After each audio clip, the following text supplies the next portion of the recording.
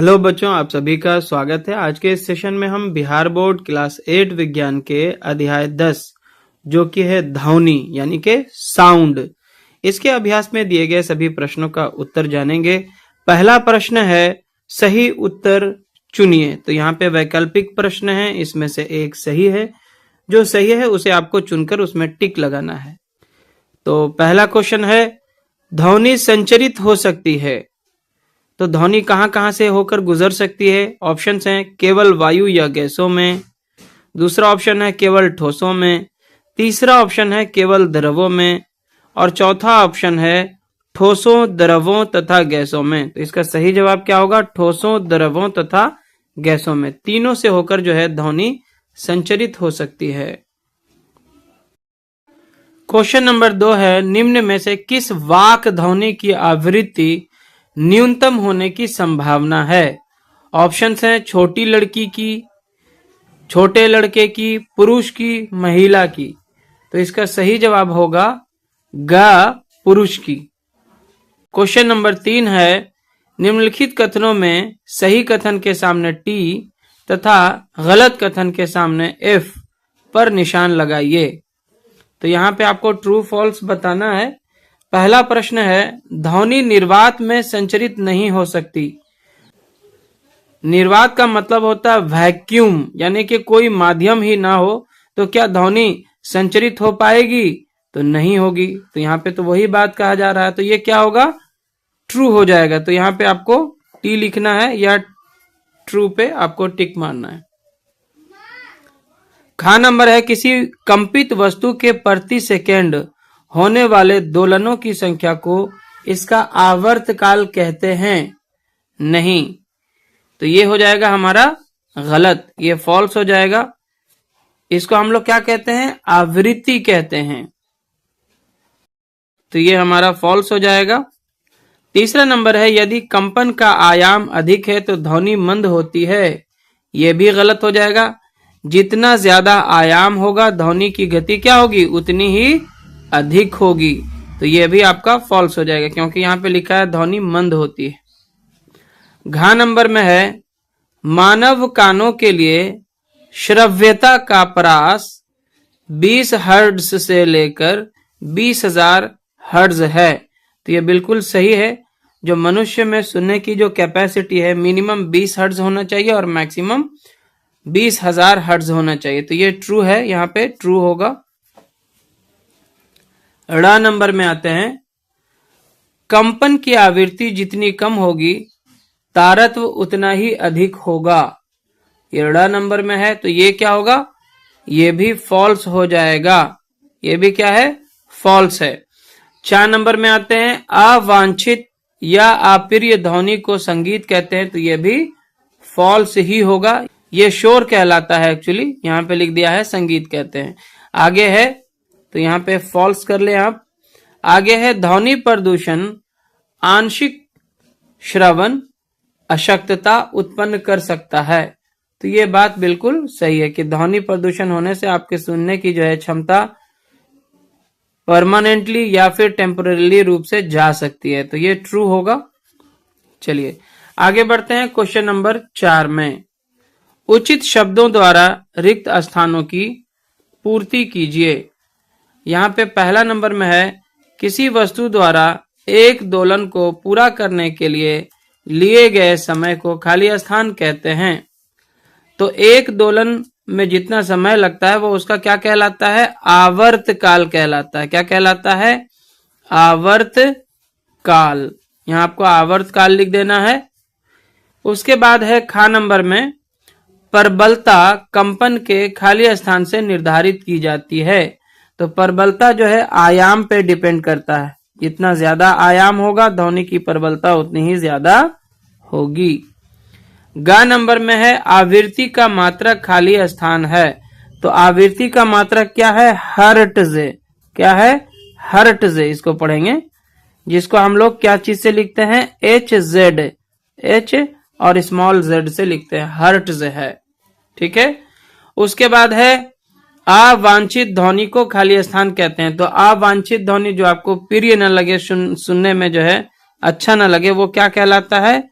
शोर कहलाता है ना। और आगे है ध्वनि की तीक्ष्णता कंपनों की खाली स्थान से निर्धारित होती है। तो ये कंपनों की आवृत्ति से निर्धारित होती है। किससे? आवृत्ति। क्लियर है? चलिए आगे बढ़ते हैं क्वेश्चन नंबर 5 में। एक दोलक 4 सेकंड में 40 बार दोलन करता है, इसका आवर्तकाल तथा आवृत्ति ज्ञात कीजिए। इस प्रश्न का उत्तर आप इस तरह से लिख सकते हैं। सबसे पहले हमें दिया गया है समय जो है 4 सेकंड है और 4 सेकंड में दोलन की जो संख्या है वो 40 बार होती है। तो सबसे पहले आवर्तकाल निकालते हैं। आवर्तकाल बराबर होगा लिया गया समय बटा दोलन की संख्या। तो लिया गया समय कितना था? 4 सेकंड और दोलन कितना हुआ था? 40। तो 4 बटे 40 यानी कि 4 इकाई 4, 4 दाहिए 40, 1 बटा 10 हो जाएगा। और 10 से 1 में भाग देंगे तो क्या होगा? 0.1 आएगा। ठीक है, तो 0.1 सेकंड जो है इसका आवर्तकाल है। उसके बाद आवृत्ति निकालेंगे। आवृत्ति क्या होता है? दोलन की संख्या बटा लिया गया समय। तो यहाँ पे दोलन की संख्या कितनी थी? 40 और लिया गया समय क्या था? 4 सेकंड। तो 4 से 40 में भाग देंगे तो 4 दाइए 40 यानी कि 10 हर्ट्ज निकल के आएगा। क्लियर है? छठा प्रश्न है, एक मच्छर अपने पंखों को 500 कंपन प्रति सेकंड की औसत दर से कंपित करके ध्वनि उत्पन्न करता है। कंपन का आवर्तकाल कितना है? तो यहाँ पे जो लिया गया समय है 1 सेकंड है और दोलन जो है 1 सेकंड में कितना बार करता है? 500 बार। तो आवर्तकाल क्या हो जाएगा? लिया गया समय बटा दोलनों की संख्या यानी कि 1 बटा 500। और 500 से जब आप 1 में भाग देंगे तो कितना आएगा? 0.002 सेकेंड। ठीक है, आगे बढ़ते हैं। क्वेश्चन नंबर 7 है, निम्नलिखित वाद्य यंत्रों में उस भाग को पहचानिए जो ध्वनि उत्पन्न करने के लिए कंपित होता है। इसमें जो वाद्य यंत्र दिए गए हैं, सबसे पहले ढोलक, फिर सितार और फिर बांसुरी, 3 दिए गए हैं। तो उत्तर इस प्रकार लिखेंगे। ढोलक का पहले, ध्वनि उत्पन्न करने के लिए कंपमान भाग तनित झिल्ली होती है। इसमें जो झिल्ली लगा होता है वही कंपन करती है। खा में सितार है, सितार ध्वनि उत्पन्न करने के लिए कंपमान भाग तनित तार होती है। सितार में ध्वनि उत्पन्न करने के लिए जो है कंपमान भाग तनित तार होता है, उसमें तार खींचा हुआ होता है, उसके थ्रू जो है ध्वनि उत्पन्न होता है। और गा में है बांसुरी, इसमें वायु स्तंभ होते हैं जो ध्वनि को उत्पन्न करते हैं।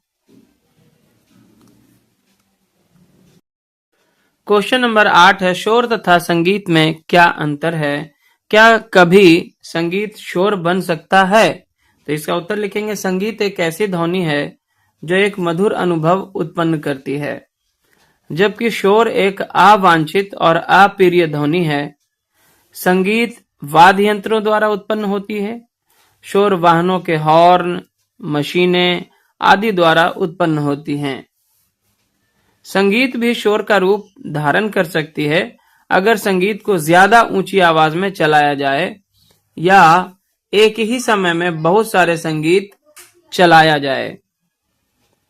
आगे क्वेश्चन नंबर 9 है, अपने वातावरण में ध्वनि प्रदूषण के स्रोतों की सूची बनाइए। यानी कि ध्वनि प्रदूषण जो है किन किन कारणों से हो सकता है? इसका उत्तर लिखेंगे, ध्वनि प्रदूषण के स्रोत मोटर वाहनों के चलने तथा हॉर्न की आवाजें, विस्फोट तथा पटाखे फोड़ना, लाउड स्पीकर आदि। घरों में उपयोग आने वाले उपकरणों से भी ध्वनि प्रदूषण होता है, जैसे ऊंची आवाज में चलाए गए टेलीविजन, मिक्सर ग्राइंडर, कूलर इत्यादि। क्वेश्चन नंबर 10 है, वर्णन कीजिए कि ध्वनि प्रदूषण मानव के लिए किस प्रकार से हानिकारक है। इसका उत्तर लिखेंगे, ध्वनि प्रदूषण के कारण अनिद्रा यानी कि नींद ना आना, उच्च रक्तचाप जिसको हाई ब्लड प्रेशर कहते हैं, चिंता तथा अन्य स्वास्थ्य संबंधी समस्याएं हो सकती हैं। लगातार प्रबल ध्वनि के प्रभाव में रहने वाले व्यक्ति की सुनने की क्षमता अस्थायी अथवा अस्थायी रूप से कम हो जाती है। प्रश्न संख्या 11 है, आपके माता पिता एक मकान खरीदना चाहते हैं। उन्हें एक मकान सड़क के किनारे पर तथा दूसरा सड़क से 3 गली छोड़कर देने का प्रस्ताव किया गया है। आप अपने माता पिता को कौन सा मकान खरीदने का सुझाव देंगे? अपने उत्तर की व्याख्या कीजिए। तो क्वेश्चन नंबर 11 का आंसर हम इस तरह से लिख सकते हैं, मैं दूसरा मकान जो सड़क के किनारे से 3 गली छोड़कर मौजूद है लेने का सुझाव दूंगा, क्योंकि वहां प्रदूषण स्तर यानी कि वायु तथा ध्वनि दोनों तरह के जो प्रदूषण होंगे कुछ हद तक कम होगा। क्वेश्चन नंबर 12 है, मानव वाक यंत्र का चित्र बनाइए तथा इसके कार्य की अपने शब्दों में व्याख्या कीजिए। तो इस प्रश्न का उत्तर लिखने के लिए आप पेज नंबर 126 में जा सकते हैं।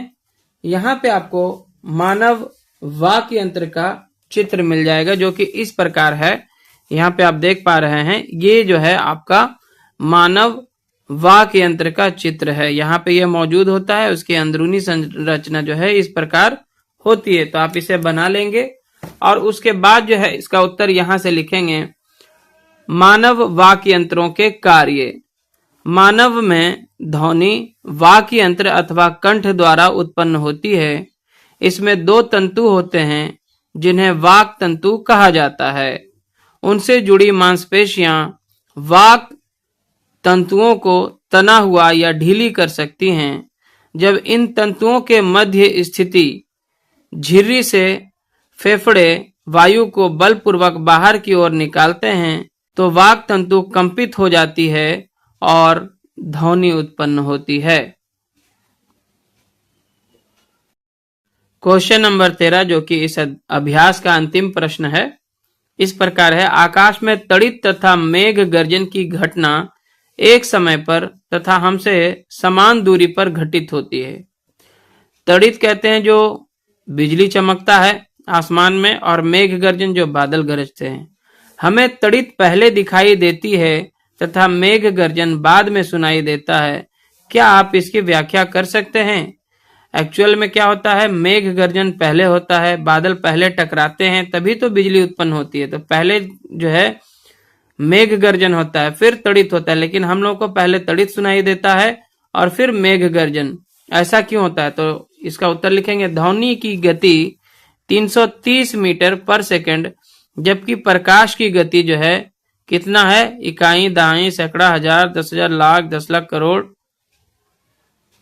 10 करोड़ यानी 30 करोड़ मीटर पर सेकंड होती है। इस प्रकार हम कह सकते हैं कि प्रकाश की चाल ध्वनि की चाल से अधिक होती है। यही कारण है कि जब मेघ गर्जन होने के साथ साथ बिजली भी कड़कती है तो प्रकाश अर्थात बिजली पहले दिखती है एवं मेघ गर्जन बाद में सुनाई देती है। तो मेन रीजन क्या है, प्रकाश की चाल अधिक होती है ध्वनि की चाल से। इसी कारण पहले हम लोगों को क्या दिखाई देता है, बिजली का चमकना जो कि एक प्रकार की बिजली है, प्रकाश है, और उसके बाद हमें मेघ गर्जन सुनाई देता है। तो आज के इस सेशन में इतना ही। वीडियो लेसन अगर पसंद आया तो जरूर से इसे लाइक करें, शेयर करें अपने सभी दोस्तों के साथ। चैनल पे नए हैं या अपने चैनल को अभी तक सब्सक्राइब नहीं किया है तो सब्सक्राइब जरूर करें। धन्यवाद।